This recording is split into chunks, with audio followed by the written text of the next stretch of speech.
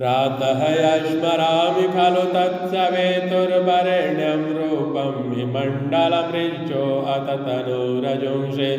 शमानि यस्य किरणप्रभवादिहेतुं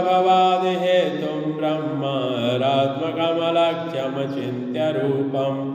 प्रातः नमामि तरणिं तनुवाङ्गमनो वि ब्रह्मेन्द्रपूर्वक सूरैर्नुतम् अर्चितं च वृष्टिप्रमोचनविनिग्रहहेतुभूतं त्रैलोक्यपालनपरं त्रिगुणात्मकं च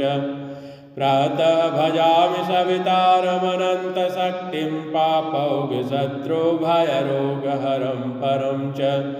तं सर्वलोककलनात्मककालमूर्तिं गोकण्ठबन्धनविमोचनं आदिदेवम् आदिदेव नमस्तुभ्यं प्रसीद मम भास्कर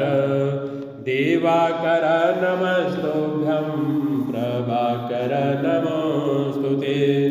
सप्ताश्वरथमारूढं प्रचण्डं काश्यपात्मजं श्वेतपद्मधरं देवं तं सूर्यं प्रणमाम्यहं लोहितं रथमारूढं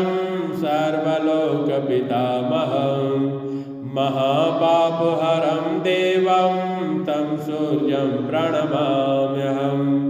त्रैगुण्यं च महासूरं ब्रह्मविष्णुमहेश्वरं महापापहरं देवं तं सूर्यं प्रणमाम्यहं बृहतं तेजपुञ्जं च वायुमाकाशमेव च प्रभुस्त्वं सर्वलोकानां तं सूर्यं प्रणमाम्यहं बन्धुकपुष्पसङ्कासंहारकुण्डलभूषितम् एकचक्रधरं देवं तं सूर्यं प्रणमाम्यहं तं सूर्यं जगत्कर्तारं महातेजप्रदीपनं